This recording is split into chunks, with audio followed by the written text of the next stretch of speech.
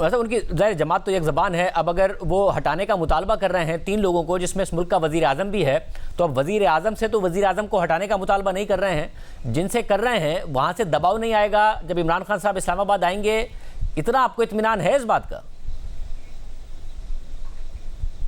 دیکھیے، عمران خان صاحب صرف وزیر اعظم کو ہٹانے کا مطالبہ نہیں کرے. آپ مجھے بتائیے کہ ہماری وہ اسپائی ایجنسی کے جس سے پورا دشمن کانپتا ہے، جب آپ اس کے سینئر افسروں کو اپنے نشانے پہ رکھ کے ان کے خلاف بیان بازی کریں گے تو دشمن کیا سوچ رہا ہوگا؟ وہ تو خوشی سے ناچ رہا ہوگا. اور ہمارے وہ افسران، ہمارے وہ جوان جو ملک کے لیے جان کو خطرے میں ڈال کے آپریشنز کرتے ہیں، ان کو آپ کیا پیغام دے رہے ہیں؟ مگر انہوں نے دیا پیغام. میں بتا دیتا ہوں احسن اقبال صاحب، انہوں نے حالت ٹھیک نہیں ان کی. انہوں نے واضح پیغام دیا. انہوں نے کہا فوج نہیں متحد رکھتی ہے، سیاستدان متحد رکھتے ہیں ملک کو. یہ ملک کی سب سے بڑی سیاسی جماعت ہے، اس کو اگر دیوار سے لگائیں گے اور اس کے لیڈر کے اوپر قاتلانہ حملے کریں گے تو انہوں نے پھر بنگلہ دیش کی مثال دی کہ پہلے جو بنگلہ دیش کے ساتھ ہوا ہے، اور وہ واضح طور پر انڈیا دے رہے ہیں، تو وہ اپنی میسیجنگ بڑی سیدھی کر رہے ہیں. اور کس سے کر رہے ہیں آپ کو پتا ہے.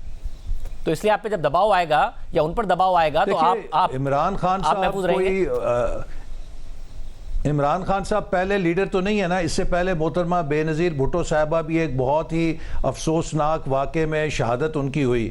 کیا اس کے بعد پیپلز پارٹی نے یہ طرز عمل اپنایا؟ بلکہ اس وقت آصف زرداری صاحب نے اپنے لوگوں کے جو جذبات تھے ان کو ٹھنڈا کیا اور وہ مشہور نعرہ دیا پاکستان کھپے، اور لوگوں کو انہوں نے مدھم ان کے جذبات کر کے مین سٹریم کے اندر لے کر آئے. یہ کام ہوتا ہے لیڈرشپ کا. اسی طرح ہمارے لوگوں کے ساتھ بھی، اے این پی کے لوگوں کے ساتھ بھی بہت کچھ ہوا ہے. مولانا فضل الرحمان صاحب کے ساتھ ہوا ہے. سب کتنے لیڈر ہیں جو دہشت گردی کا نشانہ بنے ہیں، لیکن کبھی کسی نے ریاست کو اس طرح اٹیک نہیں کیا جس طرح عمران خان ریاست کو اٹیک کر رہے ہیں، قومی سلامتی کے اداروں کو اٹیک کر رہے ہیں. احسن اقبال صاحب، اب یہ بات تو طے ہے نا، چاہے وہ آپ پر حملہ ہو جو کہ بہت انفارچونیٹ تھا اور ظاہر ہے ہمیں نظر آیا کہ ایک مذہبی جنونی نے کیا، سلمان تاثیر صاحب پر حملہ ہوا، شہباز بھٹی صاحب پر ہوا، مشال خان کا واقعہ ہوا، سری لنکا کا جو شہری تھا اس کے سیالکوٹ میں واقعہ ہوا.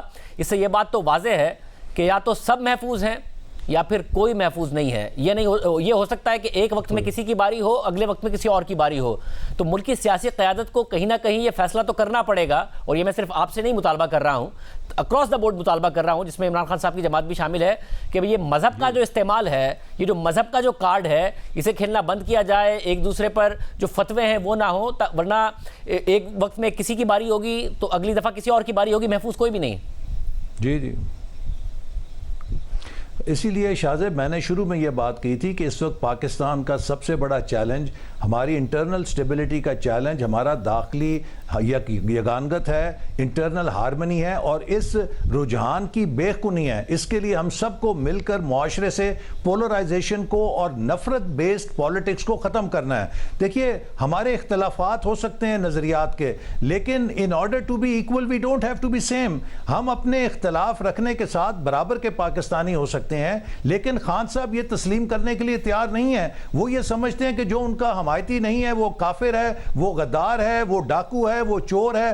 اس طرح آپ معاشرے کے اندر انتہا پسندی اور نفرت کی دیواریں کھڑی کر کے معاشرے کو کبھی پرامن نہیں رکھ سکتے. اور اس لیے میں کہتا ہوں کہ ہمیں ڈائیلاگ کرنا چاہیے، بات چیت کرنی چاہیے، اور ایک بہت ذمہ داری ہے اس وقت قیادت کے اوپر. وہ بجائے یہ کہ اشتعال کو فروغ دے، بجائے یہ کہ سڑکوں کے اوپر پیٹرول چھڑکے لوگوں کے جذبات کو ٹھنڈا کیا جائے اور بات چیت کے ذریعے مسائل کا حل نکالا جائے.